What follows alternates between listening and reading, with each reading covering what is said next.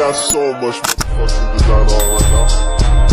Bring it down, bring it down, make it come out. I got 3 whole thoughts on the block. Bitches on my line, and you know.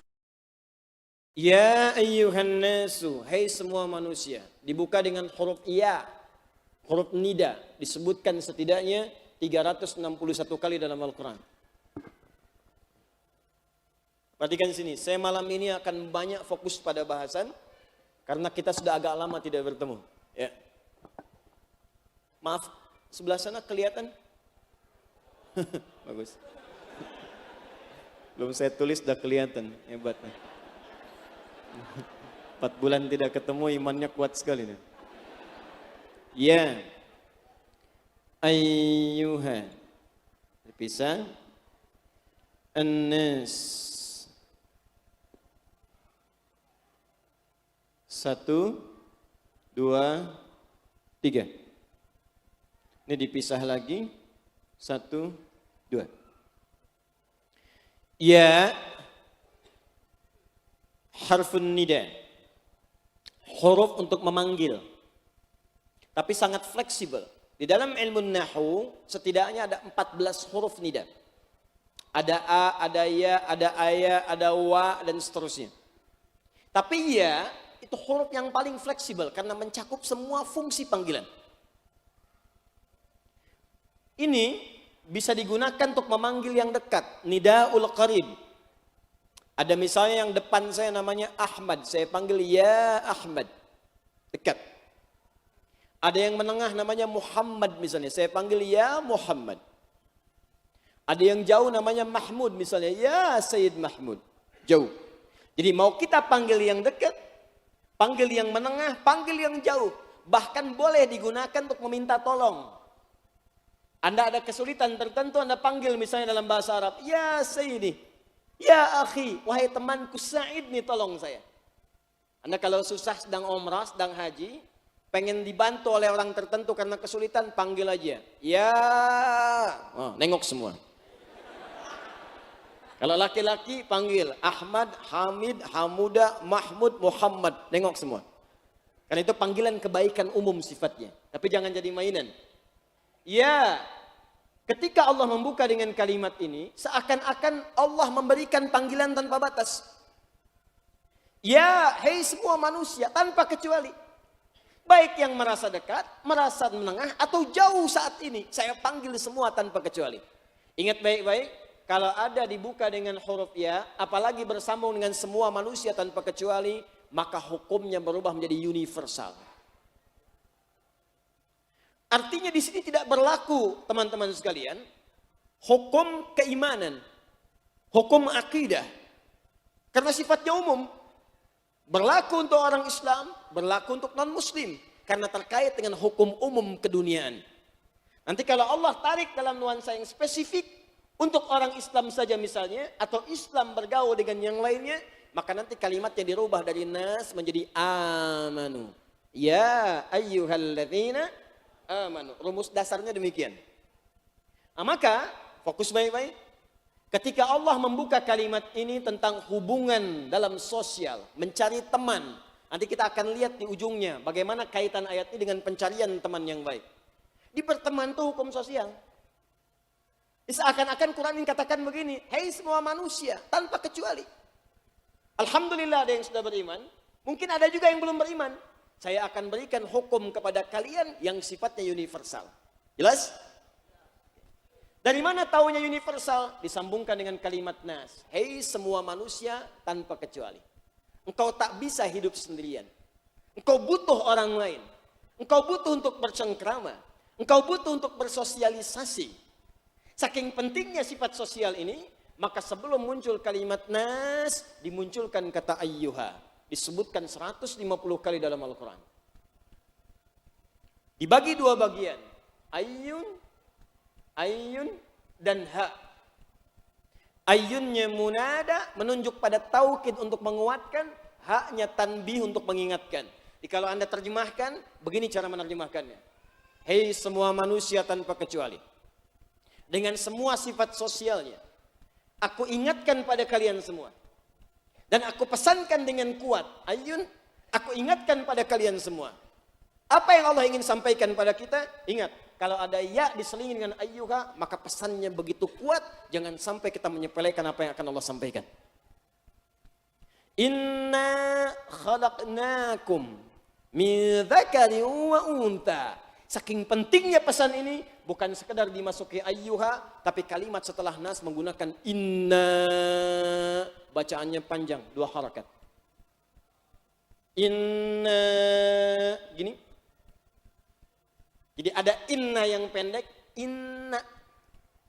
Wal 'ashr, innal insana lafi khusr. Innanya pendek, inna, gini. Ada yang panjang, inna. Kalau Anda temukan yang seperti ini, inna, ini terdiri dari 2 bagian. 1, inna yang pendek begini. Yang kedua, na, singkatan dari nahnu. Fokus. Inna, ngaji ilmu nahwu dulu. Harfu tauqidin wa nasbin, tansibul isma wa tarfa'ul khabara, mabniyun 'ala al-fath la mahalla lahu min al-i'rab. Paham? Tidak. Inna huruf nasab dan taukid. Nasab, kalau dalam ilmu nahwu, nasab itu setelahnya harakat fathah. Tapi kalau di ilmu lughah, nasab itu menancapkan sesuatu dengan kuat, saking kuatnya tidak goyah. Jadi kalau saya katakan begini, nasabar rajulu asahu 'alal ardi. Seorang lelaki menancapkan tongkat itu ke tanah dengan kuat begini, sampai digoyang-goyang susah. Itu nasabah. Taukid menguatkan sampai hukumnya terasa kuat, pasti. Seakan-akan Allah ingin katakan begini, hei semua manusia, aku sampaikan, aku ingatkan, dan tancapkan pesanku ini di jiwamu dengan kuat, jangan sampai ragu dan goyah. Aku ingatkan kalian semua, dari nahnu. Tidak ada rumus dalam Al-Quran menggunakan kalimat inna, kecuali menunjuk pada 2 hal. 1, ta'zimun nafsi, yang kedua ta'zimus sya'ni. Ta'zimun nafsi menunjukkan keagungan Allah. Ta'zimun sya'ni menunjukkan dahsyatnya peristiwa yang akan disampaikan, sampai Allah harus mengagungkan dirinya untuk menyebutkan informasi yang disampaikan. Karena itu kalau ada kalimat disampaikan dengan inna, pasti informasinya dahsyat, tidak sama dengan informasi biasa. Contoh, malam turunnya Al-Quran, istimewa tidak? Saking istimewanya, itu sampai kalau kita malam itu ibadah, pahalanya tak sama dengan malam biasa. Begitu ibadah, nilainya lebih dari 1000 bulan. Bukan 1000 bulan, lebih dari 1000 bulan. Karena itu ketika malamnya istimewa, sifatnya ditambahkan pada kata malam menggunakan ta. Jadi ada malam istimewa, beda. Kalau cuma malam, bahasanya lail. Lail, wal laili idza wa minal laili fatahajjad. Lail itu malam. Jadi kalau ada kalimat lail, jamaknya layali. Lail, layali, lela, lili, lala, itu malam namanya. Ya, ibu leli, ibu malam-malam. Tapi kalau Anda ingin tambahkan malam itu istimewa, maka tambah tak sifat di ujungnya. Dari lail jadi lailah. Ketika malam itu begitu istimewa, saking istimewanya Allah bersumpah dengan keagungan dirinya, menunjukkan ta'zimus sya'ni, ada yang dahsyat di malam itu. Maka perhatikan bagaimana Allah menginformasikan kepada kita menggunakan kalimat inna. Turun surah Al-Qadar. Apa pembukanya? Inna anzalnahu fi lailatul qadar. Pakai ta. Dan inna. Nah, rumus yang sama kita gunakan di ayat ini. Ya ayyuhan nasu inna. Kata Allah, hei semua manusia, aku ingin sampaikan info yang penting. Tancapkan dalam jiwamu, jangan goyah. Ini saking pentingnya, kuatkan prinsip ini pada dirimu. Aku sampaikan berita yang dahsyat dan aku pertaruhkan keagunganku di dalamnya. Kalau bahasa mubalaghahnya begitu. Apa informasinya? 1. Inna khalaqnakum min dzakarin wa untha. Kata Allah, aku ciptakan kalian semua manusia cuma ada 2 tipe. 2 jenis. 1 dzakar, laki-laki, kedua unta perempuan. Allahu Akbar. Lihat sini. Inna khalaqnakum. Ini Pak yang pentingnya Pak. Satu. Aku ciptakan kalian, kata Allah. Di penciptaan kita itu penting Pak. Bukan penciptaan biasa. Kita ini makhluk penting. Kita ini makhluk istimewa. Seistimewanya malam Al-Qadar. Kita ini makhluk mulia. Bahkan saking mulianya itu banyak sifat disebutkan menjaga kemuliaan kita. Coba buka Quran surah 17 ayat ke-70. Paling kanan di mushaf di pertengahan. Walaqad karramna bani Adam. Kata Allah, semua anak cucu Adam yang manusia itu, yang aku ciptakan yang istimewa itu, karramna, kami muliakan semuanya. Wa hamalnahum fil barri wal bahr. Dan kami angkat, ada yang beraktivitas di daratan, ada yang beraktivitas di lautan. Kami berikan kesempatan beraktivitas. Dan yang paling hebat, kami lebihkan kemuliaannya dari semua makhluk yang pernah kami ciptakan sebelumnya. Wa faddalnahum ala katsir mimma khalaqna tafdila. Kami telah ciptakan banyak makhluk sebelumnya. Ada hewan, ada tumbuhan, ada bebatuan, ada langit, ada bumi. Tapi kata Allah, kami lebihkan saking istimewanya manusia ini, kami lebihkan daripada yang lainnya. Makanya kalau ada orang menyepelekan manusia sampai tidak menganggap kemudian nyawanya, itu pertaruhannya besar. Ini penting saya sampaikan. Karena sekarang ini kayaknya manusia itu dianggap ringan. Coba Anda buka setiap hari berita, sedih Pak. Kalau malam kita buka itu nangis, kita mohon ampun sama Allah itu. Kok mudah tiap hari itu ada pembunuhan? Kok gampang menghilangkan nyawa? Kok gampang melukai? Saya mau infokan ya sekali saja. Itu di Quran surah keempat An-Nisa saja. Yang ayat 92-93 itu. Paling kanan pertengahan di mushaf. Kalau Anda buka, itu orang yang merencanakan, menganggap ringan nyawa seseorang sampai membunuh satu orang saja. Apalagi dia beriman kepada Allah, itu langsung disebutkan oleh Allah tempatnya neraka jahanam. Wa may yaqtul mu'mina muta'ammida. Siapa yang merencanakan, siapapun man ismun mausulun yadullu ala fardiyatil amiyah. Kata sambung kadang menunjuk pada objek atau subjek tanpa batas setiap personalnya. Bisa lelaki, perempuan, besar, kecil, tua, muda, kaya, cukup. Punya kedudukan atau tidak. Dia merencanakan sebuah pembunuhan menganggap ringan nyawa seseorang. Kata Allah seakan-akan dia sedang pesan kafling di neraka jahanam. Saya beberapa waktu lalu di jalan saya buka-buka hadis tentang neraka. Hadis tentang neraka. Banyak orang baca hadis tentang surga, saya cari yang neraka. Banyak orang bahas hadis tentang nikmat alam kubur, saya cari siksa kubur. Saya pengen tahu kenapa Hudzaifah Al-Yamani pernah melakukannya. Bagus jawaban sahabat Hudzaifah radhiyallahu taala anhu. Ini orang banyak nanya tentang surga, Hudzaifah ya Rasulullah, neraka bagaimana? Orang nanya tentang nikmat kubur, Hudzaifah ya Rasulullah, siksa kubur bagaimana? Sampai sahabat banyak yang kesel, kamu ini gimana sih? Kita tanya surga, ente neraka. Kita tanya nikmat kubur, ente cari siksa. Kata Hudzaifah, kalau yang nikmat-nikmat bisa mudah kita ikuti. Tapi kalau kita nggak tahu di mana durinya, bagaimana kita bisa menghindarinya? Anda buka map untuk ke Masjid Ad-Du'a. Tapi kalau nggak disebutkan, di depan 100 meter ada lubang. 300 meter ke depan ada kemacetan. Ambil jalan ke kanan dekat tukang somai. Kalau nggak disebutkan begitu, bagaimana bisa mencari jalan mudah ke sini?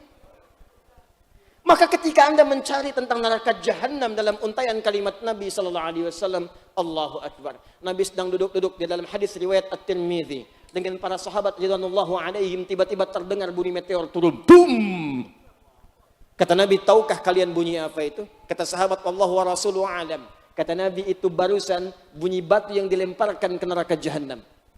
Maksudnya semisal itu jatuhnya, bum, dilemparkan. Baru dilemparkan 70 tahun yang lalu, sekarang baru nyampe. Di saking dasarnya kerak neraka jahanam itu dilempar 70 tahun baru nyampe setelahnya. Saking dalamnya. Dan baru masuk, sudah terasa di alam kuburnya. Itu yang menimpa pada Firaun sampai diabadikan supaya kita menghindarinya, bukan diikutin, Joni. Supaya kita hindari. Buka Quran surah 40 ayat 45 sampai 46-nya. Di 46-nya dahsyat. An-naru yu'raduna 'alaiha ghudwa wa 'ashiyya. Setiap pagi sampai petang ditampakkan neraka jahanam. Tampak, capek. Saya pernah didebat oleh orang liberal. Ustaz, nggak ada siksa kubur. Kita tuh cuma tidur di alam kubur. Saya bilang, Mas sini. Anda tidur, mimpi ketemu kuntilanak. Bangun nggak? Bangun Ustaz. Sekarang Anda mimpi ketemu neraka jahanam dan nggak bisa bangun lagi. Bukankah itu siksaan? Hah? Wa ghadiballahu alaihi. Allah murka kepadanya. Wa la'anahu, dilaknat oleh Allah. Wa a'adda lahu 'adzaban 'azima, dijanjikan siksa yang berlipat. Saya mau tanya pada orang-orang sekarang ini, begitu entengnya menganggap nyawa manusia, kata Allah neraka jahanam. Siapa orang beriman yang mau pesan kapling neraka jahanam? Siapa yang mau bermusuhan dengan Allah? Siapa yang mau dilaknat Allah? Siapa yang mau digandakan siksanya di neraka kelak? Gak ada yang mau. Tapi kok sekarang kelihatan ringan? Makanya hurufnya sederhana, inna, tapi dalam. Allah saja mengagungkan penciptaannya tentang kita. Maka bagaimana kita menganggap ringan ciptaan Allah subhanahu wa ta'ala? Karena itu masih ingat, saya sering pesankan, kalau Anda ikut ta'lim, tapi tiba-tiba mengarahkan Anda pada kekerasan yang tidak wajar, tidak sejalan dengan ajaran Al-Quran dan Sunnah Nabi, cepat tinggalkan. Anda mau hijrah, tiba-tiba diajarkan, tembak ini, bikin bom panci, bom open, bom kulkas, segera jauhi. Saya kan di sini waktu kejadian bom di Jalan Tamrin itu. Wah, ingat persis saya di sebelah sini yang nanya tuh. Ustadz, apakah bom di Jalan Tamrin termasuk jihad? Fisabilillah. Saya bilang, Mas, sependek pengetahuan saya, jihad fisabilillah itu jihad di jalan Allah, bukan di Jalan Tamrin.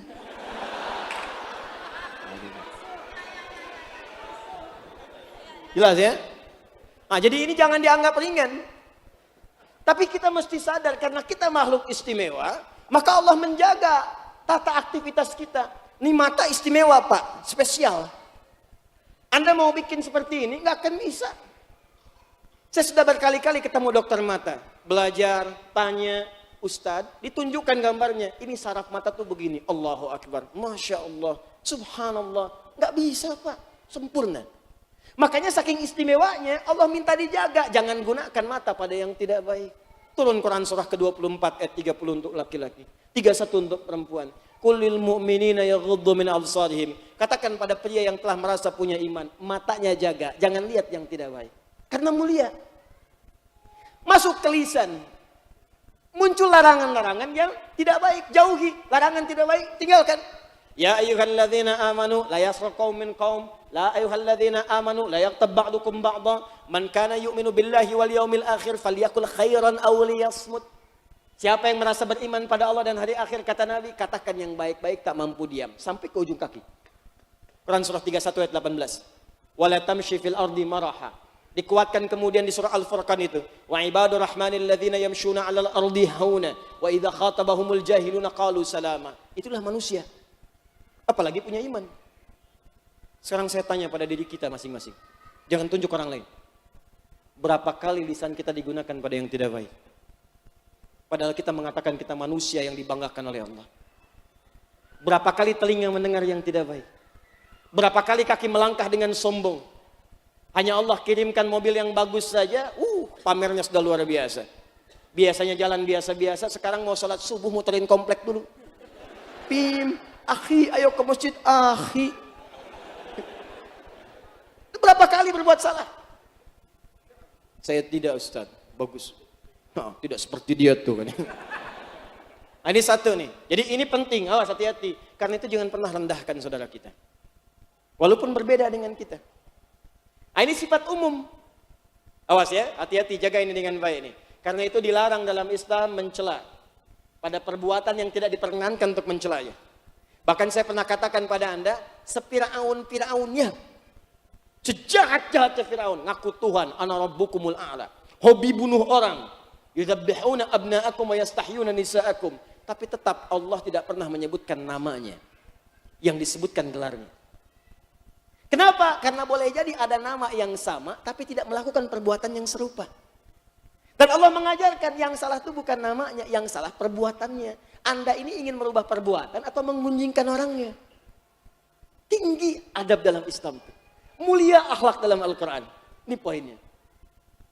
Nah sekarang, untuk menghormati ciptaan Allah ini, untuk menjaga diri kita, maka Allah menginfokan kepada kita, ada 2 jenis manusia. Dan tidak ada yang ketiga. Awas, begitu Anda mencari yang ketiga, atau di luar yang 2 ini, maka Anda sedang keluar dari nilai-nilai kemanusiaan Anda. Itu yang coba kita bantu untuk kembali kepada jati dirinya yang sesungguhnya. 1, min dzakarin inna khalaqnakum min. Awas, awas, minnya tanwi'.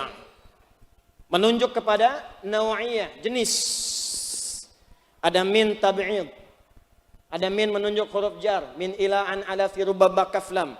Ada tanwi' menunjuk kepada turunan jenis. Kata Allah cuma ada 2 jenis manusia. Gini, kalau Anda ingin tahu jenis handphone, datang pada siapa? Tukang handphone. Kalau ingin tahu jenis mobil terbaru, datang ke mana? Dealer mobil. Kalau ingin tahu tentang manusia, tanya penciptanya. Ini kata yang menciptakan, ini aneh kadang-kadang manusia. Saya nggak paham juga sekarang. Banyak manusia yang aneh hari ini nih. Tukang handphone, didengar. Tukang mobil, didengar. Tukang A, tukang B, didengar. Tapi pencipta sendiri diabaikan, kan aneh.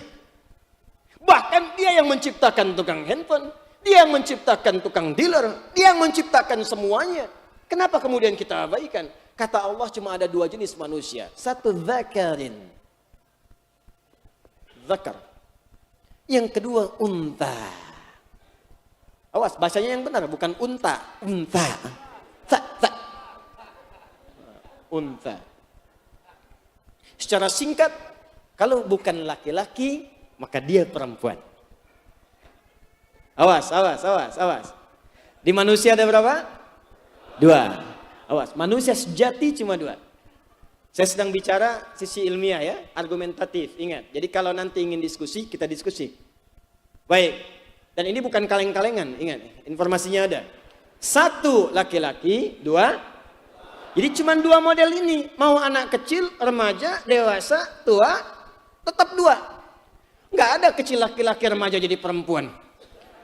Begitu dewasa laki-laki lagi, kakek-kakek perempuan lagi. Tidak, sifatnya abadi. Kalau dia lahir laki-laki, laki-laki. Kalau dia lahir perempuan, jadi perempuan. Cuma 2 jenis ini. Maka tidak ada laki-laki yang keperempuan-perempuanan. Dan tidak ada perempuan yang terlampau kemudian sejati menjadi laki-laki. Paham sampai sini? Karena itulah kalau ada kemudian yang bergeser dari sini, kita dakwahi untuk kembali. Dengan cara yang lembut. Bangun malam tahajud, kita doakan dia, ya Allah, jadikan dia kembali kepada nilai kelaki-lakiannya. Kembalikan dia kepada fitrah keperempuanannya. Tunjukkan, dorong, sampaikan pesan-pesan di masa lalu. Bantu dia untuk sembuh. Bukan kemudian didorong untuk mempertahankan apa yang dia rasakan keliru. Itu sepakat semua dokter-dokter di zaman dulu. Ini ada kekeliruan sampai sekarang. Jikalau ada paham-paham kemudian menguatkan paham yang salah itu, maka jauhi itu. Ada orang berkata, kamu memang sudah homo dari fitrahnya. Fitrahnya homo. Dia aja lahir punya bapak, punya ibu. Kalau nggak ada bapak ibu, mustahil yang bicara ini bisa ngomong. Hati-hati dengan paham-paham demikian. Bahkan dalam fikih pun jadi ketat. Orang-orang yang keluar dari 2 jati diri ini, maka diturunkan grade-nya ketika dia ibadah. Misal, laki-laki yang keperempuan-perempuanan, nggak bisa jadi imam dalam jamaah. Bisa bubar sholat. Allah. Bubar orang. Awas, karena sekarang ini banyak yang keluar dari ini sampai merubah dan ganti penampilan. Baru kemarin saya dapat berita turunan. Bahkan ada orang yang ganti kemudian penampilan dirinya, ganti kelaminnya sampai pakai cadar kemudian umrah. Itu bukan bagian kebanggaan. Dan mohon maaf ya, kalau ada yang berubah dari fitrah, itu jangan dibikin-bikin kemudian dengan istilah-istilah yang bagus. Maksiat itu jangan dibagusin. Kalau dibagusin jadi profesi nantinya. Jadi kebiasaan. Di sekarang kan banyak dikemas dengan kalimat-kalimat bagus. Kenapa pencuri ayam disebut maling? Yang besar-besar disebut koruptor. Kayak keren jadinya. Dulu orang keliaran malam, kalimatnya itu tajam supaya dihindari. Sekarang dibagus-bagusin.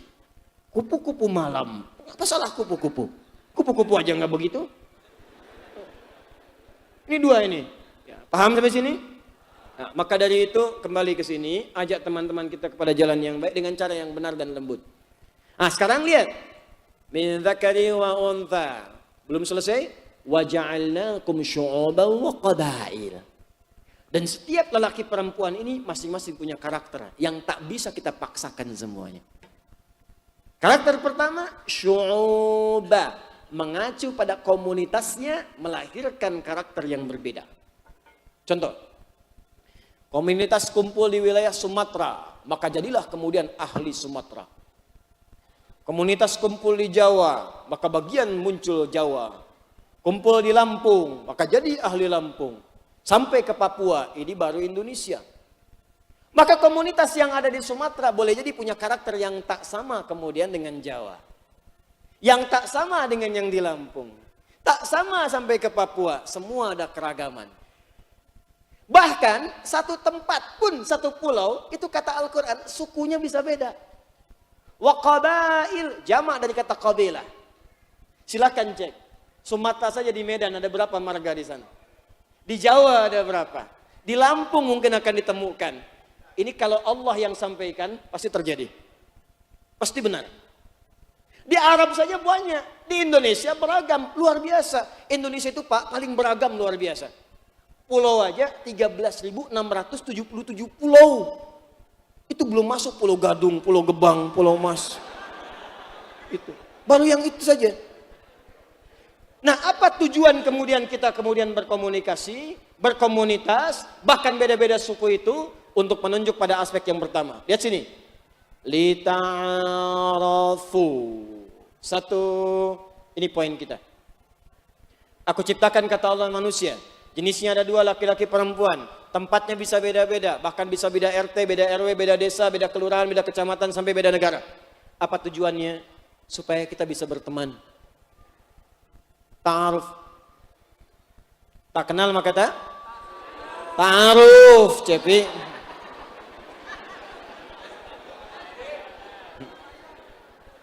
Tidak selalu tak kenal itu mesti sayang. Anda kenal dengan istri tetangga, apakah langsung sayang? Kan tidak. Tak kenal maka tak? Ta'aruf. Ini rumus pertama. Maka kita berteman. Karena sifatnya nas, maka teman secara umum itu tak dibatasi. Awas, ini teman umum ya. Bukan teman dekat, bukan sahabat, bukan teman kepercayaan. Yang di Quran disebut wali atau aulia. Beda. Teman sifatnya umum. Jadi Islam itu jangan diajarin toleransi, sudah khatam. Kenapa? Karena Al-Quran sendiri mengajak kita pada pertemanan. Diawas, jangan pilih-pilih kalau sedang berteman, Anda bertetangga masuk komplek. Mungkin tetangga Anda ada yang Nasrani, yang Kristen. Mungkin ada yang Hindu, ada yang Buddha, ada ragamnya yang tak sama. Kata Quran, walaupun Anda berbeda keyakinan, tapi sama-sama manusia, jangan dihambat untuk membina hubungan muamalah dalam hukum universal keduniaan. Hatam kita. Bahkan Nabi punya turunan-turunan ajaran. Kata Nabi, indahnya dalam ajaran Islam, jangan bedakan ketika Anda akan berbagi dengan tetangga, sekalipun beda keyakinan di dalamnya. Pernah dengar hadis ini? Jika Anda masak makanan, kemudian baunya sampai ke rumah tetangga, tercium baunya, maka bagilah ia dari makanan itu, walaupun hafal. Walaupun hanya kuahnya. Tapi jangan baca terjemahan ya. Awas, Anda masak opor ayam, opornya Anda makan, kuahnya Anda bagi. Kok saya cuma diberi kuahnya Pak? Maaf ya Bu, memang pengennya sih sama opornya. Cuman hadis Nabi. Yang salah tuh, Nabi yang Anda salahkan, Anda yang nggak paham. Maksudnya di situ ada dua kemungkinan. Yang pertama memang Anda cuma punya bumbu kuah saja, maka bagi. Yang kedua mungkin tempe yang dimasak bumbunya bumbu opor. Sekarang banyak kejadian demikian. Supaya tetangga nggak salah paham, memang yang dimasak tempe, cuman bumbunya opor, bagi. Tapi pertanyaan saya, apakah Nabi pernah mengatakan kalau tetangga Anda Muslim saja? Tidak. Tidak teman-teman. Anda punya tetangga mungkin Kristen. Anda punya tetangga mungkin juga Hindu. Mungkin juga Buddha. Bahkan dalam ajaran universal, Allahu Akbar, jangan sakiti mereka. Jadikan bagian dari tetangga kita yang baik. Anda punya makanan, bagi. Sambangi, ketok pintu. Ya, pagi Pak, pagi ini ada sedikit rezeki, ada makanan mungkin bisa dibagi. Bapak baik sekali bisa berbagi. Bukan baik, tapi Allah yang memerintahkan saya untuk berbagi. Itu yang dikeluarkan. Al-Quran yang mengajarkan saya. Mungkin terus-terusan kalimat itu keluar. Al-Quran, Allah, Rasulullah, itu jadi asbab hidayah dalam jiwanya. Mungkin besok-besok pintu rumah Anda diketuk sudah pakai salam. Tok-tok, Assalamualaikum. Assalamualaikum. Dibuka, Waalaikumsalam, ternyata tetangga Anda yang tadi. Ada yang bisa saya bantu? Iya Pak, cuma mau nanya, apakah hari ini Allah sudah memerintahkan berbagi lagi? Apa?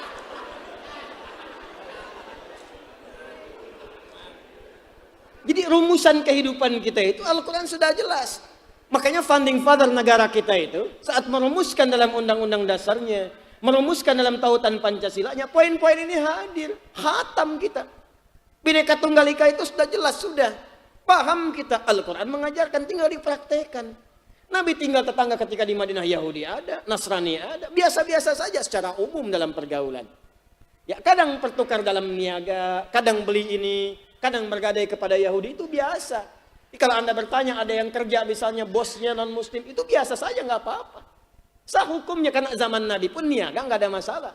Cuma nanti fikih muamalahnya diatur seperti apa yang tidak melanggar ketentuan dalam Islam. Itu poinnya. Ya, jelas sampai sini? Baik, mesti nyambung ke situ, mesti nyambung poinnya. Nah sekarang, ini bagian kedua yang paling pentingnya teman-teman sekalian. Kalau kita ingin memilih teman yang terbaik di antara sekian teman yang ada, apa kriterianya? Teman terbaik itu di atas yang umum. Kalau dibawa ke rumah, pasangan jadi teman hidup. Cari yang perempuan, jadi istri. Perempuan cari laki-laki, jadi suami. Kalau teman pergaulan, jadi sahabat. Kalau teman tetanggaan, jadi kerabat. Bagaimana kriterianya? Itu yang kita bahas setelah menunaikan sholat Isya berjamaah. Kita lanjutkan dalam bahasan kita. Al-Quran memberikan pesan yang kuat pada kita, khususnya umat Islam, bahkan umumnya manusia, agar pertama menghargai, menghormati, dan menyayangi nilai-nilai kemanusiaan kita yang telah dicipta dengan sempurna dan mulia oleh Allah Subhanahu wa Ta'ala. Bahkan kalau kita mengaji Al-Quran lebih dalam, Allah bahkan merinci kesempurnaan fisik manusia dan bersumpah dengan risalah para nabi dan rasul yang mulia untuk menunjukkan kesempurnaan itu. Wattini wazzaitun watturi sinin wa hadzal baladil amin. Tiga hal ini untuk menunjukkan sumpah kesempurnaan penciptaan manusia. Laqad khalaqnal insana fi ahsani taqwim. Menunjuk kemuliaan sifatnya. Di Quran surah ke-17 yang kita bacakan tadi ayat 70. Walaqad karramna bani Adam. Karena itu Allah meminta kita untuk menjaga kesempurnaan ini, termasuk membangun nilai-nilai kemanusiaan yang luas sesama manusia. Boleh jadi dia berbeda dengan kita tempat tinggalnya. Beda RT, beda RW, beda kecamatan, bahkan mungkin lebih luas beda negara. Maka bangun hubungan baik sekalipun tidak sama dengan kita. Kalau ini diterapkan dengan baik, tidak akan pernah kita dengar ada tawuran antara kampung, pertikaian antar desa, atau dalam konteks yang lebih luas peperangan antar negara misalnya. Karena semua menerapkan pola dasar dengan penuh tasamuh dan toleransi yang kuat. Tapi yang paling menarik sebelum sampai pada inti bahasan kita, kalau dengan nilai kemanusiaan tanpa batas keyakinan saja kita diminta berbuat baik, maka bagaimana dengan kita yang seakidah, dengan kita yang sekeyakinan, dan dengan kita yang seagama yang terikat dalam dinul Islam. Maka dari itu saya ingin berikan pesan sebelum sampai pada pembahasan inti kita. Jangan sampai hubungan kemanusiaan tertata baik bahkan dengan non-muslim, tapi sesama muslim sendiri kemudian pandai bertikai. Kalau konteks ayat ini diterapkan lebih jauh, bahkan diambil firman Allah, kullu hizbin bima ladaihi farihun. Setiap golongan, setiap ormas, setiap kelompok mungkin bisa merasa apa yang ia sedang kerjakan itu benar. Dari keagamaan saja ada ormas, ada kelompok, ada pengajian, ada majelis ilmu. Maka jangan sampai dengan yang luar baik, internalnya pada ribut. Maka dari itu saya sering mendorong, boleh jadi perbedaan pendapat itu niscaya muncul, tapi jangan sampai menghilangkan pertemanan di antara kita. Itu amanah saya. Jadi kalau saya pun misalnya kembali kemudian ke Jakarta, ada kajian-kajian, selama baik hadiri. Kalau beda pendapat, dihargai. Dan jangan kemudian perbedaan itu menghindari Anda bahkan untuk minum teh bersama. Sampai-sampai salam tidak dijawab. Assalamualaikum, besok aja. Salam sekarang dijawab besok. Ya.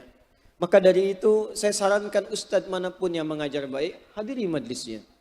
Ambil ajarannya. Sesuai dengan Al-Quran dan sunnah-sunnah Nabi kita praktekkan.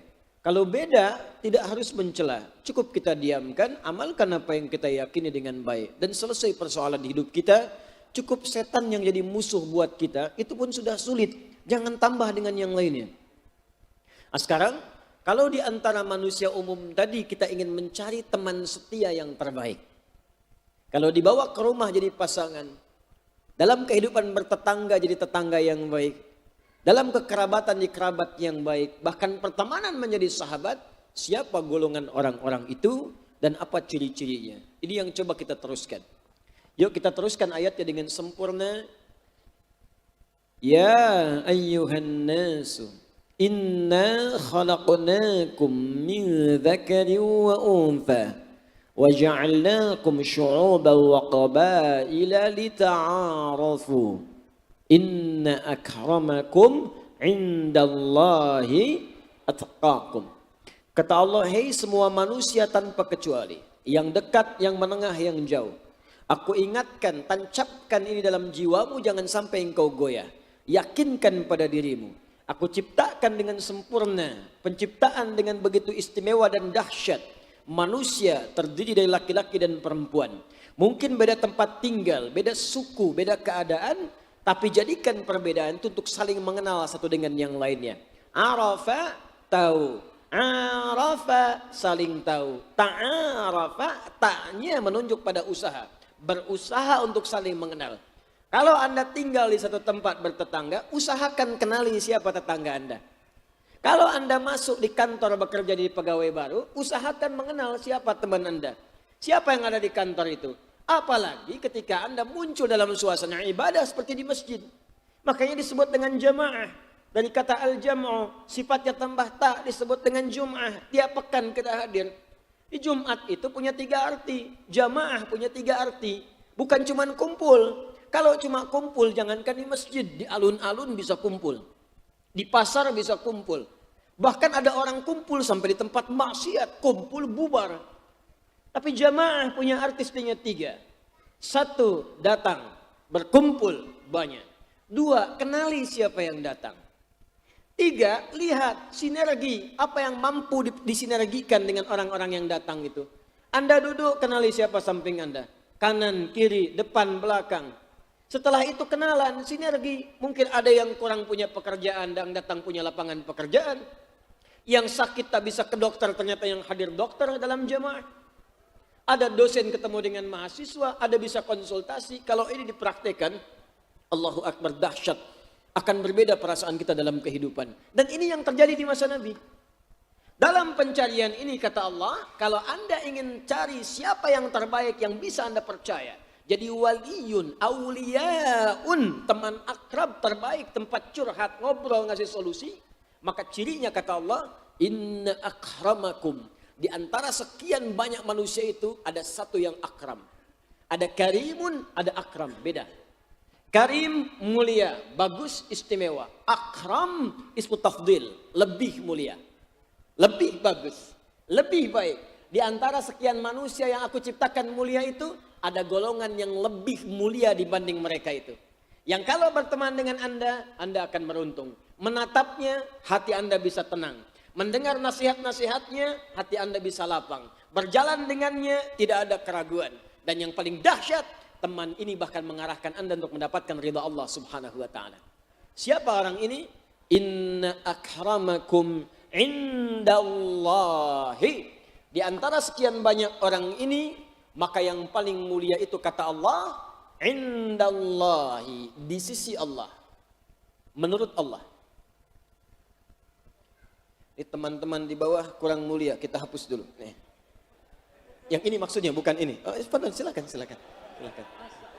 Jazakallah khair. Semoga Allah muliakan Anda. Allahumma salli ala Muhammad. Jazakallah khair.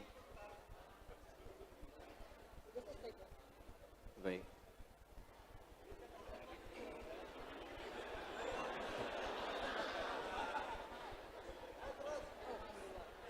Masya Allah. Luar biasa. Jazakallah khair. Makasih Mas. Ya ayyuhan nas. Nggak apa-apa, biar cepat. Yang tadi sudah hafal ya? Begini aja lah. Ya, indallahi. Jadi inna akramakum pakai inna tadi sudah saya jelaskan, jadi tidak perlu saya ulang kembali. Harfu tauqidin wa nasbin tansibul isma tarfal khabara mabniun 'ala al-fath la mahalla lahu min al-i'rab. Sudah saya jelaskan. Inna akramakum. Kalau ada teman umum, manusia umum, semua mulia. Sepanjang dia tidak keluar dari jalur kemuliaannya. Di antara mereka itu ada yang lebih baik, ada yang lebih mulia. Perhatikan, siapa yang menyebut mulia itu? Indallah, menurut Allah. Allah yang menetapkan dia mulia. Awas, garis bawah ini. Kalau orang Lampung menyebut Anda orang baik, maka orang Jakarta belum tentu menilai Anda baik. Kalau orang Jakarta menyebut Anda baik, maka orang Medan belum tentu mengenal Anda baik. Se-Indonesia menyebut Anda baik, maka Malaysia belum tentu mengenal Anda. Se-Asia menyebut Anda baik, orang Afrika mimpi pun belum pernah lihat Anda. Tapi kalau Allah menyebut Anda baik, maka semuka langit dan bumi akan mengatakan Anda yang terbaik. Nabi Muhammad SAW ketika dipuji oleh Allah, wa innaka la'ala khuluqin 'azim. Engkau itu manusia yang luar biasa. Baik akhlaknya, adabnya, kemuliaannya, semua mengakui, Pak, Bu. Abu Jahal sejahal-jahalnya itu tetap mengakui dalam jiwanya bahwa Nabi itu orang baik. Cuman karena takut tersaingi, jadi akhirnya nggak suka. Tapi dalam dirinya mengakui Nabi baik. Karena itu sebelum Nabi mengatakan saya Nabi diutus oleh Allah menyampaikan risalahnya, semua menganggap baik. Al-Amin. Nggak ada yang paling jujur kecuali Muhammad SAW. Tidak ada yang paling baik kecuali Muhammad SAW. Tidak ada yang paling bersih dari pergaulan kecuali Muhammad SAW. Bahkan mereka menitipkan hartanya kepada Muhammad SAW. Semua baik. Muawiyah bin Abi Sufyan sebelum masuk Islam, ketika datang menghadap kepada salah satu raja, Najasyi ketika di Ethiopia, datang kemudian ingin menjemput sahabat Nabi yang hijrah pertama ke sana. Ditanya, bagaimana orang itu? Termasuk ketika ke Heraklius Romawi, apa ciri-cirinya? Jawabannya apa? Sempurna mengatakan, dia orang baik, tidak pernah berdusta, orangnya jujur, orangnya amanah, semua baik. Jadi ada orang yang ketika disebut oleh Allah mulia, jangankan kawan, lawannya pun mengakui sebagai orang baik. Hanya karena nafsunya mencegah dia untuk mengikuti kebaikannya, itu poinnya. Karena itu kalau Anda mendapatkan orang baik menurut Allah, demi Allah saya katakan, semuka langit dan bumi akan mengatakan dia yang terbaik. Itu poinnya.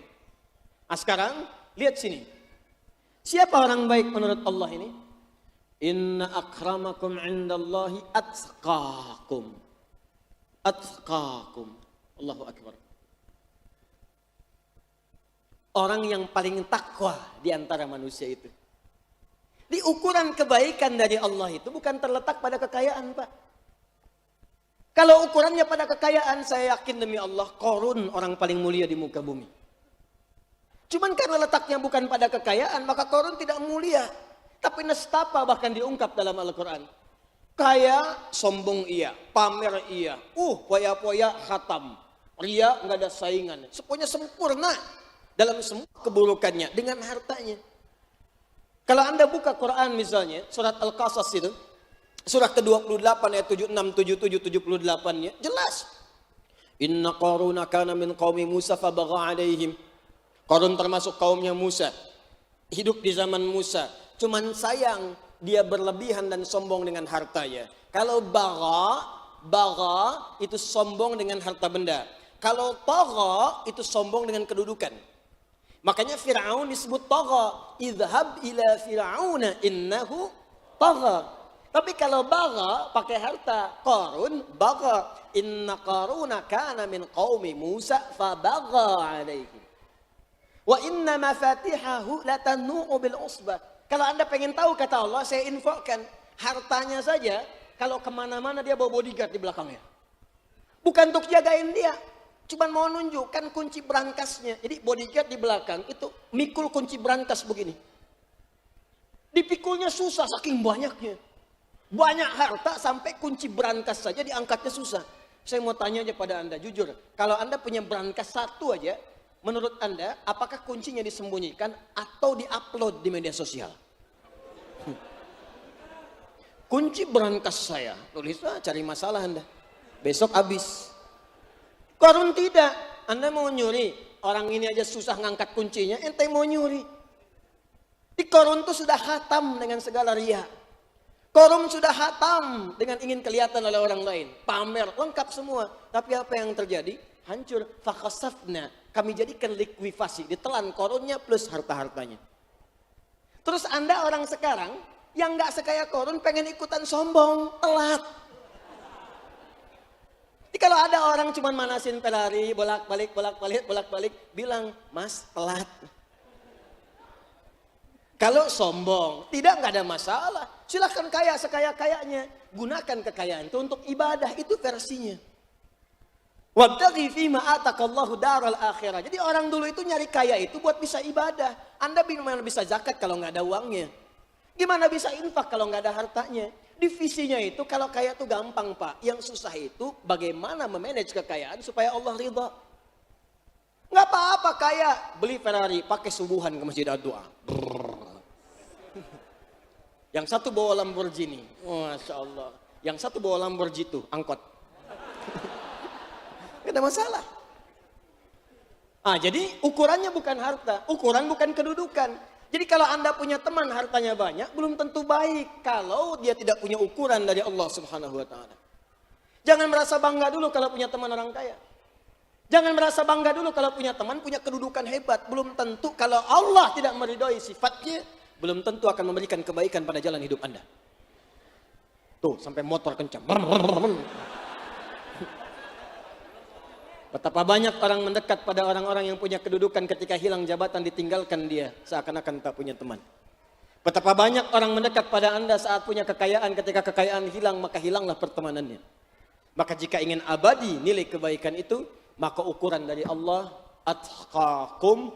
Cari orang paling takwa dalam pandangan Allah. Akhwat cari suami, cari laki-laki yang paling takwa. Laki-laki cari istri yang paling takwa. Jadikan anak-anak paling takwa. Teman di kantor cari yang paling takwa. Tetangga pilih tempat yang paling takwa. Ke masjid cari orang-orang yang takwa. Anda temukan itu, maka kita akan lihat bagaimana jaminan Allah Subhanahu wa Ta'ala. Sekarang ada dua hal lagi tugas kita malam hari ini. Pertama, apa ciri-ciri orang takwa ini? Yang kedua, jaminan apa yang Allah berikan ketika Anda menemukan orang-orang seperti ini? Tinggal nanti yang ketiga, kita praktekkan saja seperti apa kita bisa mewujudkan dua hal ini. Siap? Baik, kita baru mulai nih. Tadi mukadimah tuh. Ya. Ini intinya. Sampai jam berapa kita? Siap. Saya akan tulis sebanyak-banyaknya. Jam 9 pulang, kawan kita menghapus sampai jam 11. Satu. Ciri orang takwa. Kalau sudah bicara orang, itu berubah. Kalau seorang disebut taqi namanya. Apa namanya? Taqi. Asep at-taqi, misalnya kan? Ya.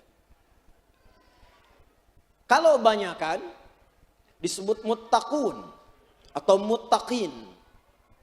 Muttaqin, bukan mun. Muttaqin. Dia.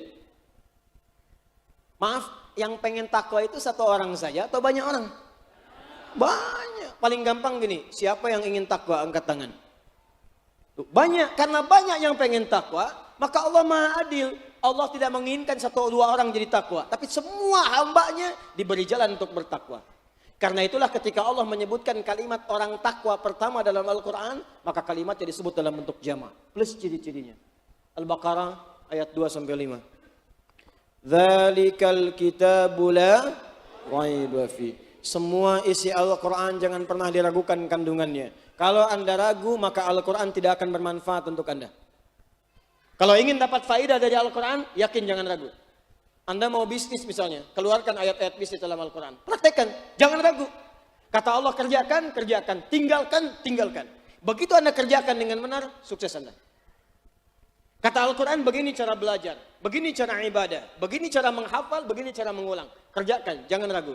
Anda sedikit saja ragu, selesai.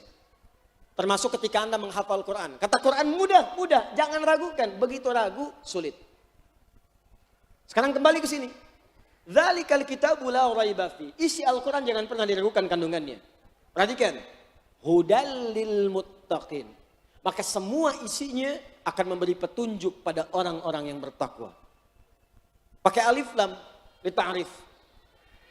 Alif lamnya menunjuk pada orang-orang spesial. Seakan-akan Allah ingin mengatakan begini, orang takwa ini orang-orang spesial. Beda dengan orang biasa. Nah, ketika kita bertanya, ya Allah siapa orang-orang ini? Apa cirinya? Maka diturunkanlah kemudian ciri-ciri plus amalan dia yang mendorong kita untuk masuk ke dalam kategorinya. 1. Alladzina yu'minuna bil ghaib wa yuqimunas shalah. Perhatikan, Allah tidak mengatakan alladzina amanu tapi yu'minun. Orang takwa ciri pertama adalah alladzina, disebutkan 1080 kali dalam Al-Quran. Menunjuk pada semua kalangan tanpa batas. Ismun mausulun yadillu ala jam'il jam'iyah. Huruf sambung menunjuk pada makna jama' tanpa batas. Laki-laki, perempuan, besar, kecil, tua, muda, berkelompok semua tanpa batasan. Artinya semua hamba berpeluang jadi orang takwa. Termasuk ahli maksiat. Anda jangan vonis diri Anda. Saya sering katakan begini, Allah lebih mencintai pelaku maksiat yang tobat dibandingkan orang soleh yang tidak pernah merasa salah. Kita itu manusia, nggak ada yang sempurna, pasti pernah berbuat salah. Makanya ditunjukkan pada kisah Nabi Adam, ketika berbuat salah dikirimkan kalimat tobat. Fatalaqa Adamu min Rabbi kalimatin fataba alaih. Al-Baqarah 37. Dikirimkan kalimat tobat untuk menegaskan kita ini manusia mungkin salah karena ada nafsu dalam diri kita. Maka turun bimbingan Quran surah 7 ayat 23. Rabbana zalamna wa illam taghfir wa tarhamna lanakunanna minal. Enggak ada yang sempurna. Fala tuzakku anfusakum. Jangan menganggap diri suci, kita ada nafsu dalam diri kita. Wa ma ubarri'u nafsi innan nafsa la'ammaratun bisu. Mungkin salah. Yang sempurna cuma malaikat, Pak. Yang enggak pernah salah cuma malaikat, Bu. Kalau ibu menginginkan suami yang sempurna, nikah sama malaikat sana. Tuh malaikat Israel masih belum ada tuh. Ya, Papa ini gimana sih? Gitu aja nggak bisa. Kemarin juga begitu. Mama, Papa bukan malaikat. Mama juga bukan setan kan? Setan nggak kenal benar. Malaikat nggak kenal salah. Kita manusia pasti pernah salah. Dan Allah kasih kesempatan. Ketika Anda kembali untuk berbuat baik, Anda bisa masuk dalam golongan orang takwa. Bahkan mungkin masuk surga tanpa hisab. Tidak cukup dengan amin, kita ikutin dulu. Siapa sahabat Nabi yang dijamin surga tanpa hisab? Apakah pernah nggak salah selama hidupnya? Tidak. Umar sebelum berislam, berapa banyak kekurangannya? Tapi setelah masuk Islam, hasuna islamu, baik Islamnya jadi hikmah kesalahan dulunya. Begitulah kalau orang-orang tobat dengan benar. Jadi bukan jadi gibah, jadi hikmah, berubah jadi hikmah. Bahkan jadi bahan dakwah. Tapi kalau nggak pernah tobat, jadi aib selama hidupnya, cacian ketika kembali kepada Allah Subhanahu wa taala. Wail kumpul, wail. Itu poinnya. Jadi ini spesial. Jadi kalau Allah sudah membuka setiap orang untuk jadi takwa, andanya tidak masuk berarti bukan Allah yang salah. Anda yang nggak pengen. Allah sudah buka, Anda nggak ambil, bukan Allah yang salah. Masjid Ad-Du'a menyediakan snack untuk jamaah. Misal, sudah dibagikan, masing-masing dapat kuota, jatah 1. Udah dibagi, Anda nggak mau ngambil. Lapar, keluar dari masjid pingsan. Saya tanya, yang salah masjidnya atau orangnya? Orangnya. Dari pihak masjid sudah ngasih, dia nggak ngambil. Jangan salahkan masjid. Jangan ngaji lagi di doa, bisa pingsan. Anda yang keliru. Jadi kalau Anda berbuat keliru, jangan salahkan Allahnya. Ya Allah, kenapa engkau perlakukan aku begini? Anda yang keliru. Masuk dalam bagian ini. Pertama, alladzina yu'minun. Ini alladzina yu'minun bil ghaib. Maaf, ghaib. Lihat sini. Pertama ada ya. Rumus cepat ya, rumus cepat. Setiap menemukan 4 huruf disingkat dengan Anita. Jangan lihat ke atas, lihat sini. Anita. 1 hamzah, 2 nun, 3 ya, 4 ta. Anita, hamzah, nun, ya, ta. Disingkat apa? Anita. Maka ini disebut fi'il mudhari'. Kalau dalam bahasa Inggris maknanya 3. Present, continuous, future. Ya. Sekarang terus berlangsung sampai kapanpun. Future. Ini cek di sini. Yu'minun dari kata amana. Awal katanya ada salah satu huruf dari 4 ini? Ada. Apa itu? Ya. Pokoknya kalau ada hamzah, nun, ya atau ta, pasti maknanya sekarang terus sampai kapanpun. Nah orang ini kalau ujungnya ditambah waw dan nun, menunjuk banyak. Jama banyak. Bukan 1-2 orang. Kalau jadikan perempuan, gender tambah ta di ujungnya. Mukmin laki-laki, jadikan perempuan, tambah ta, mukminah. Muslim laki-laki, jadikan perempuan, muslimah. Soim laki-laki, jadikan perempuan. Kalau mau dijadikan banyak, tambah di ujungnya. Untuk gender umum, mencakup laki-laki dan perempuan. Kalau perempuan saja, tambah at. Ya, muslimin, muslimat. Mukminun, soimun, kafirun, itu tidak ada. Nggak ada kafirat, karena ada bahasa Arab yang cukup mencakup laki-laki perempuan saja. Makanya cukup kuliah ayyuhal nggak pakai kafirat lagi. Hadirin, itu nggak ada. Cuman di Indonesia adanya hadirat, di Arab nggak ada. Karena hadirin itu udah mencakup semua yang hadir, nggak peduli mau laki-laki atau perempuan. Jadi nggak perlu pakai hadirat lagi, cuman di Indonesia. Ya. Secara nahwu tidak salah, cuma penempatan jarang dipakai. Ya.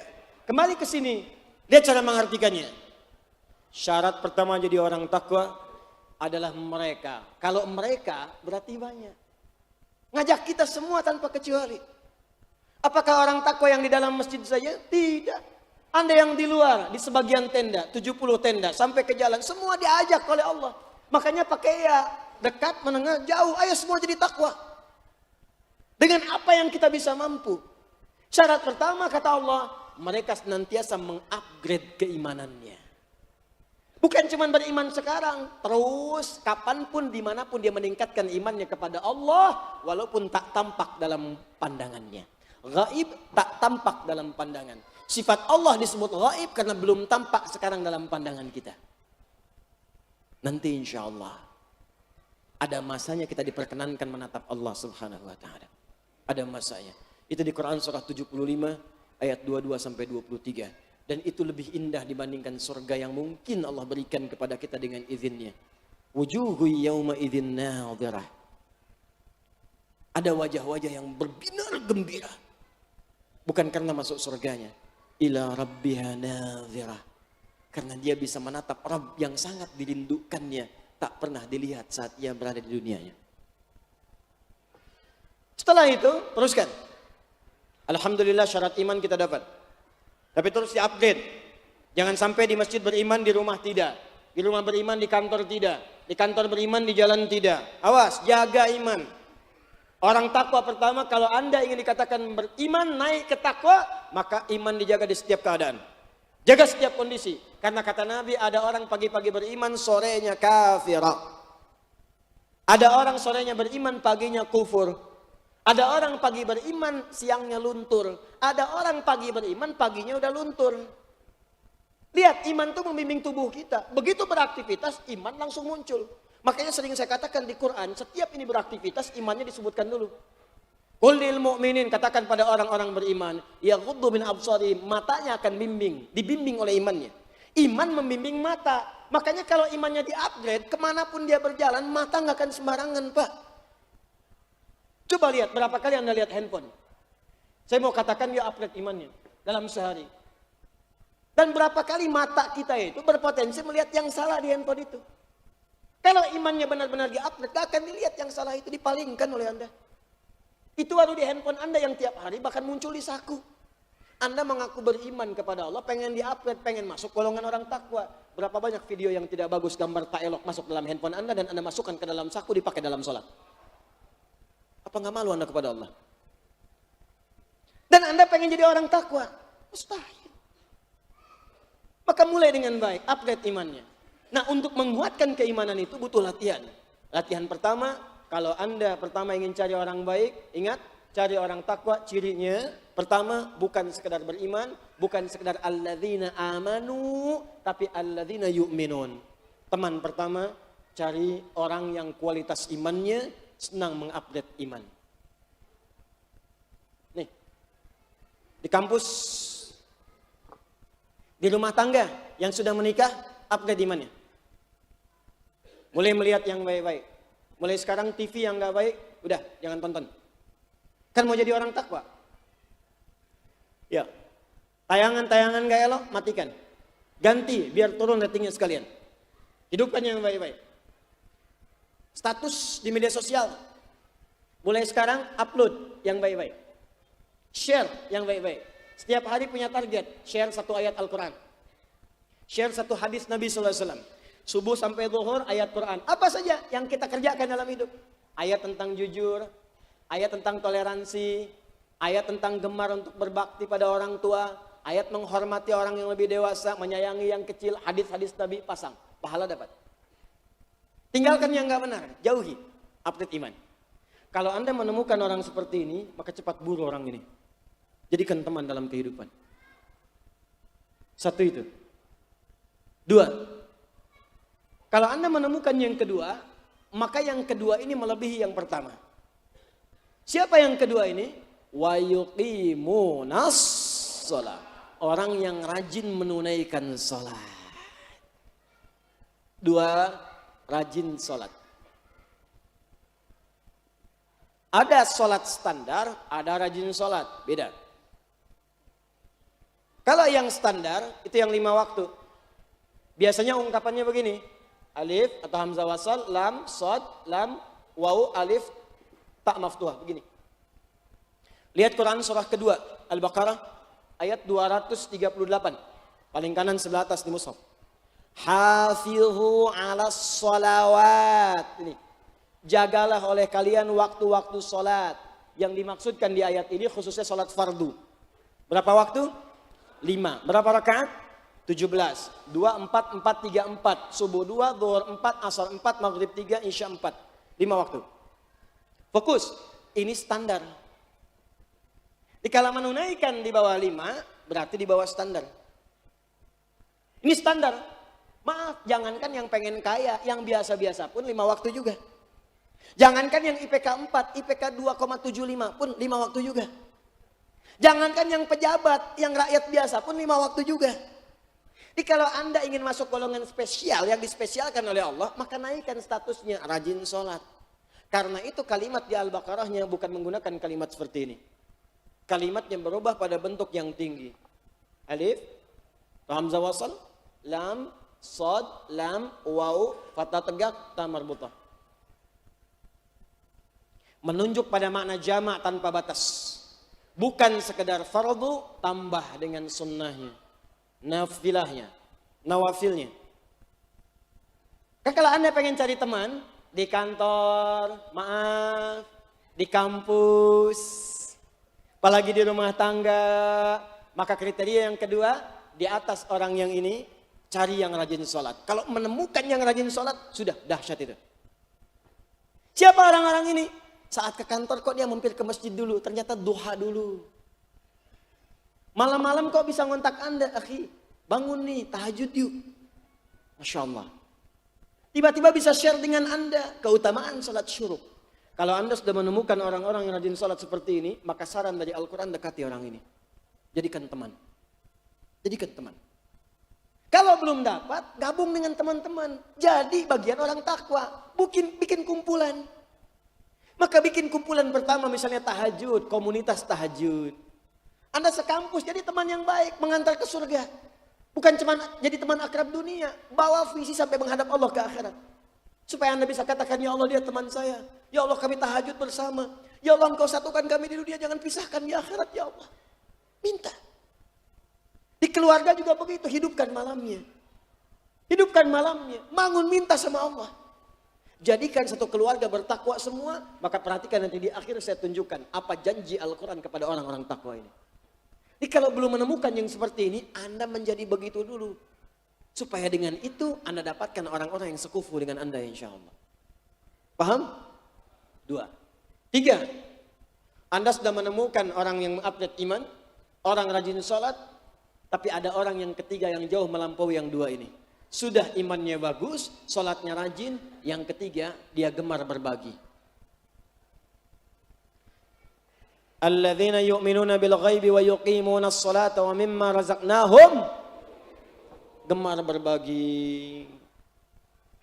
Disebutkan bahkan di Quran surah ketiga ayat 134 menyifati ciri takwanya, bahkan berbaginya nggak tanggung-tanggung, nggak ngitung-ngitung.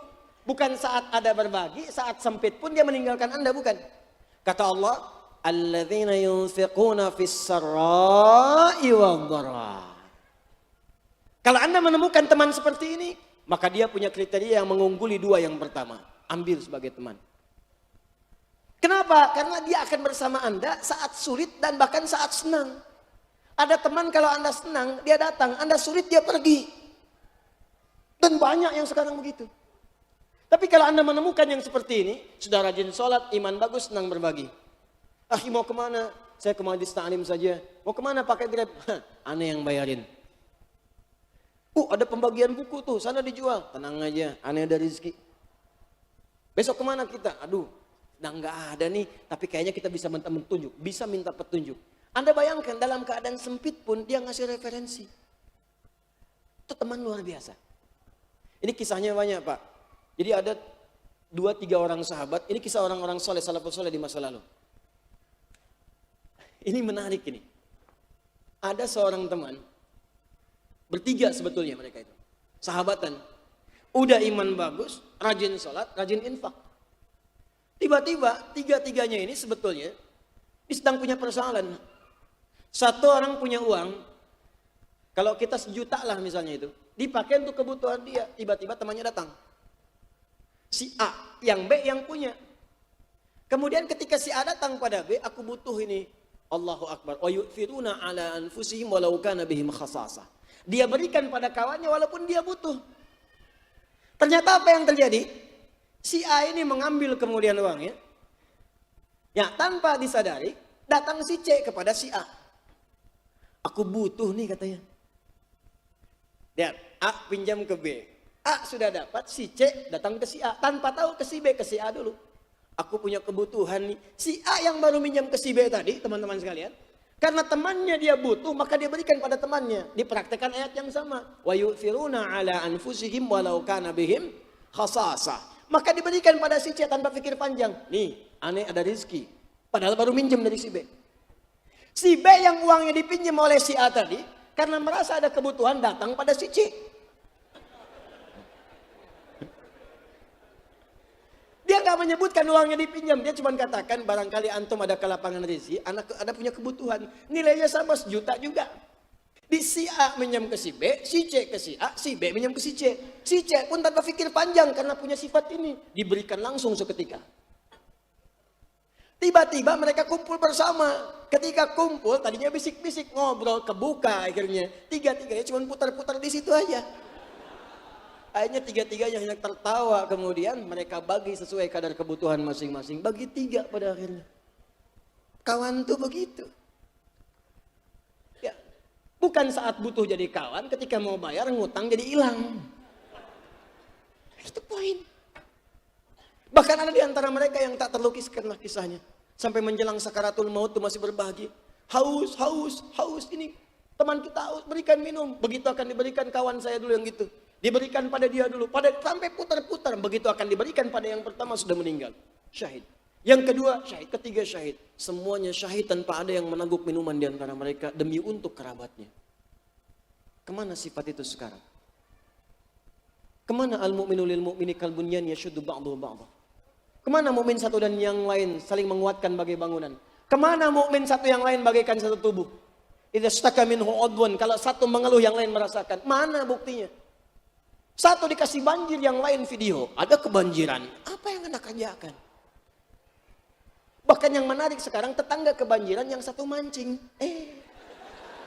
Banjir ya Pak? Banjir. Di mana? Anda menambahkan sesuatu yang hebat pada yang kecil pun mau Anda temukan. Maka jadi bagian dari itu. 4. Saya tutup sampai di sini untuk yang ini. Lihat sini. Yang keempat yang paling dahsyat. Kalau Anda menemukan yang seperti ini, sudah, itu nggak ada duanya. Karena itu langsung pengakuan dari Nabi SAW. Walladzina yu'minuna bima unzila ilaik. Yaitu orang-orang yang yakin, saking yakinnya, dia ambil pelajarannya, dia amalkan dalam kehidupannya. Apa yang ia yakini? Bima unzila ilaik, atas apa yang Allah turunkan kepada Muhammad, yaitu Al-Quran. Yang keempat, ahli Al-Quran. Sudah, ini puncaknya. Al-Quran. Kalau sudah ketemu ahli Quran yang benar, ahli akhirat ini. Wabil akhiratihum yuqinun. Tapi ahli Al-Quran yang benar. Karena ahli Al-Quran dibagi 3 bagian. Quran surah ke-35, Fatir. Ayat 32. Paling kiri sebelah atas di mushaf. Thumma awrathna al-kitab alladhina istafayna min ibadina. Faminhum zalimun li nafsih. Waminhum muqtasid. Waminhum sabiqum bil khairati biiznillah. Kemudian kami wariskan Al-Quran kepada hamba-hamba pilihan. Cuma nanti akan terbagi 3 bagian. 1, ahli Quran yang zalim. Hati-hati. Al-Quran itu dijamin kemudahan menghafalnya. Tapi ada yang hafal Quran, tapi menggunakan Qurannya untuk kebutuhan nafsunya. Sekarang ditemukan. Ahli Quran sengaja kemana-mana hanya untuk menjual Quran. Untuk keuntungan dunia semata. Ahli Quran jadi penipu. Menipu dengan fatwa. Ahli Quran jadi penipu. Motong-motong ayat untuk dapat urusan dunia semata. Ini ayatnya begini, dipalingkan maknanya. Ada sekarang. Hati-hati. Semua agama sama, menuju pada Tuhan yang sama, cuma caranya beda-beda. Potong ayat Quran. Seenaknya. Kalimatnya menarik, kata Allah. Ini banyak orang-orang yang kalimatnya bagus. Retorikanya cantik, kalimatnya menarik. Cuman sayang dia musuh yang sangat nyata. Itu di Quran surah kedua ayat 204. Wa minan nasi may yu'jibuka qawluhu fil hayatid dunya wa yashhadullaha ala ma fi qalbihi wa huwa aladdul khisam. Musuh paling bahaya. Ini kembalikan. Tapi kalau Anda menemukan ahli Quran yang benar, persaksian Nabi dalam hadis riwayat Al-Bukhari nomor hadis 4719, Imam Al-Bukhari menerima hadis ini dari Hajjaj bin Minhal. Hajjaj bin Minhal menerima hadis ini dari Syu'bah. Syu'bah menerima hadis ini dari Al-Qamah bin Marthad. Al-Qamah bin Marthad menerima hadis ini dari Sa'ad bin Ubaidah. Sa'ad bin Ubaidah menerima hadis ini dari Abu Abdurrahman As-Sulami. Abu Abdurrahman As-Sulami menerima hadis ini dari Uthman bin Affan dan Ali bin Abi Thalib karamahullah wajhah radhiyallahu ta'ala anhuma. Keduanya menerima dari Nabi sallallahu alaihi wasallam qala khairukum man ta'allama al-Qur'ana wa 'allama. Jika ada orang baik di antara kalian, maka yang terbaik adalah ahli Quran yang mau belajar Quran dan mengamalkannya. Ada 3 jenis ahli Quran. 1, yang rajin baca. Baru qiraah, ini level pertama. Jadi kalau Anda menemukan orang sudah senang baca Quran, bahkan sulit meninggalkan mushaf, sehari baca 1 juz, 1 juz, 1 juz, naik lagi 2 juz sehari, rajin menghatamkan. Demi Allah saya katakan, kalau dia benar-benar membaca dengan sempurna, artinya benar ikhlas karena Allah, maka Quran yang dia bacakan akan merubah kepribadiannya menjadi orang baik. Kalau Anda sudah menemukan orang ini, maka dia melebihi 3 golongan pertama. Kalau orang sudah jadi ahli Quran, sudah otomatis Pak rajin sholat, otomatis. Silahkan cek, Anda rajin baca Quran, otomatis senang sholat sunnah. Otomatis senang berbagi, pelan-pelan akan naik itu. Silahkan kalau nggak percaya. Etikaf lagi baca Quran, ada snack, itu bisa dibagi. Otomatis. Yang kedua ahli tilawah. 1 qiraah, 2 tilawah. Ngaji, ahli ta'lim. Bahas surat ini, bahas surat ini, bahas hadis ini. Kalau Anda menemukan ahli ta'lim yang benar, ta'limnya mencari keikhlasan, ta'lim mencari kekuatan iman, ta'lim mencari wawasan ilmu, iman dan ilmu. Yarfa'illahu alladhina amanu walladhina utul ilma darajat. Jadi dia mencari keimanan pada Allah dan mencari wawasan keilmuan. Anda buru orang ini, Anda jadi orang baik. Silakan kalau nggak percaya. Makanya banyak dulu para ulama menikahkan anaknya itu dengan para ahli ta'lim. Murid-murid yang baik datang ini dan seterusnya. Ahli Quran. Yang ketiga tahfidz. Menghafal Quran. Wah sudah ini. Tapi menghafalnya benar. Cirinya apa? Penghafal Quran yang benar maka Qurannya akan membimbing dia pada kebaikan.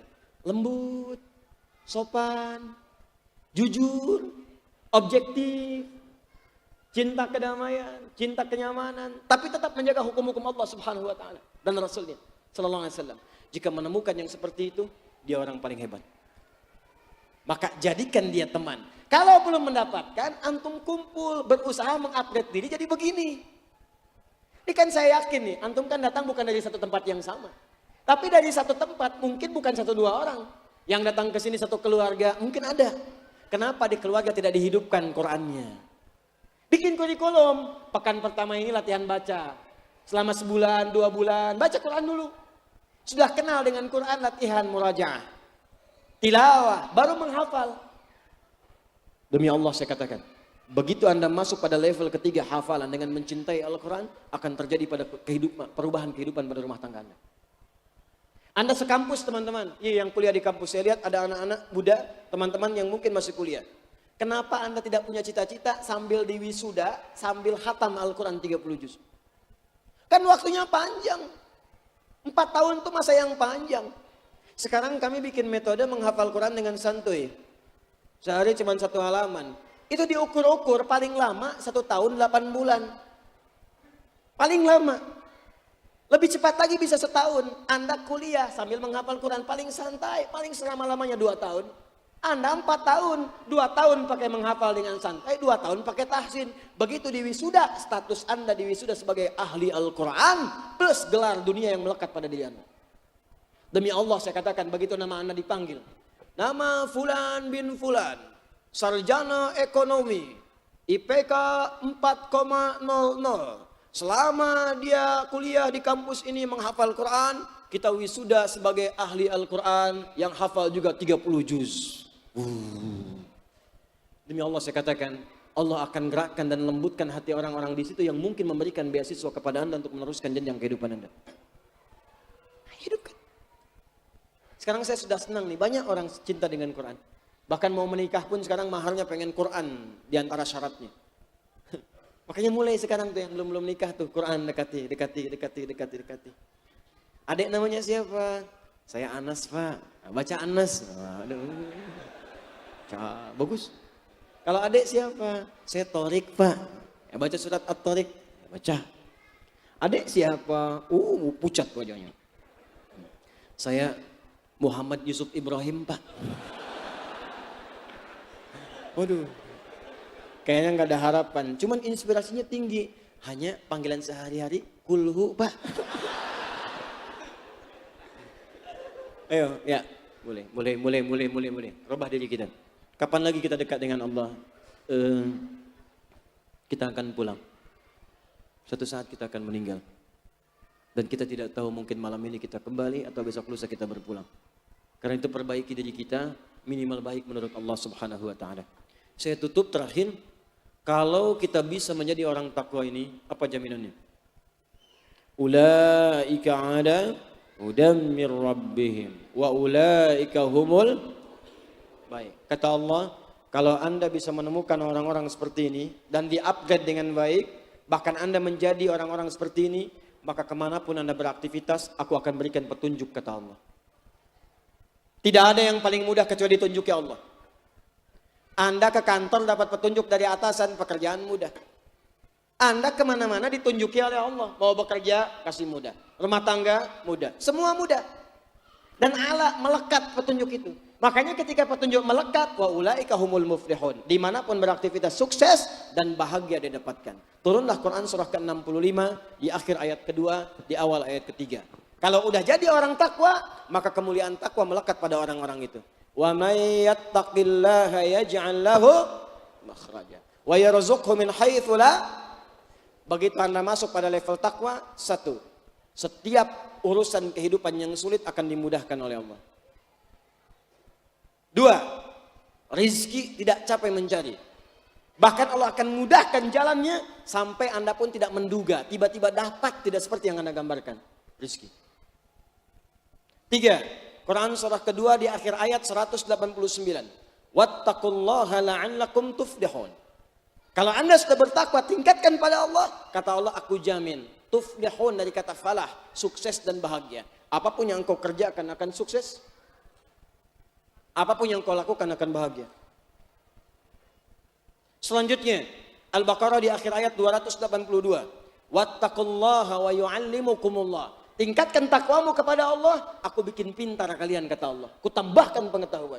Anda tingkatkan takwa, Allah jadikan ada peningkatan akselerasi dalam pengetahuan kita. Tuh. Jadi orang takwa mudah hidup. Orang takwa rezeki gampang. Orang takwa sukses pekerjaan. Orang takwa bahagia hidup. Orang takwa pasti pintar. Ketika semua sahabat mengikuti pola ini, maka tunjukkan kepada saya siapa di antara mereka yang gagal. Utsman sukses, Abdurrahman bin Auf sukses, Abu Bakar sukses, Ali sukses, Abu Hurairah sukses, semua sukses. Tidak ada yang gagal. Allah sudah berikan keterangannya, berikan contohnya, dan sampaikan janjinya. Kalau dengan semua pembuktian itu Anda belum yakin juga, dengan cara apa lagi Allah membimbing kita untuk sukses dan bahagia dalam kehidupan. Nah, ini bagian yang pertama. Maka mudah-mudahan kita digolongkan pada orang-orang yang takwa. Sekarang kita berlatih, maka saya sarankan bikin kurikulum dari sekarang. Ya, buat kurikulum, mulai besok kita siapkan. Keluarkan semua jenis salat sunnah dan kita mulai pelan-pelan untuk berlatih mengerjakannya. Siap insya Allah? Ya, malam ini siapkan bangun tahajud. Mulai jangan tinggi-tinggi dulu Pak. Kata Nabi mulainya sedikit-sedikit dulu. Jangan langsung pengen 11, 23, mulai 2 dulu. Kata Nabi ini yang bilang. Hadis Muslim nomor hadis 749 dari Ibnu Umar radhiyallahu taala anhuma. Salatul laili masna masna. Kalau pengen salat malam 2 dulu. Itu pun pertama faqra'u ma tayassara minal Qur'an. Baca yang ringan dulu yang Anda hafal. Jangan maksa tinggi-tinggi dulu. Enggak apa-apa. Pertama kul, 3 kul lah. Qul a'udzu birabbil falaq. Kedua qul a'udzu birabbin nas. Tutup witir qul huwallah. Pada anak-anak ketika mulai nyaman besoknya tambah 4 rakaat. Witir 1. Nyaman 6 sampai 11 rakaat. Mau tambah lagi silahkan kalau sudah nikmat. Besok keluarkan salat syuruk. Keluarkan duha. Rawatib yang 12. Mutlaknya sebelum asar ada 4 rakaat. Di antara 2 azan 2 rakaat. Kalau Anda sudah menikmati itu semua, demi Allah saya katakan akan ada perubahan dalam kehidupan kita. Besok mau baca Quran berapa ayat? Tuh kan? Mulai dari sekarang siapkan. Mau menghafal berapa ayat? Besok mau infak berapa? Bikin anggaran walaupun cuma 100 rupiah. Masa pulsa bisa 100 ribu, akhirat nggak ada pulsanya? Siapkan pulsa akhirat Anda. Kalau punya 3.000, misal gaji 1 juta. Anggarkannya walaupun cuma 1.000, bagi 30.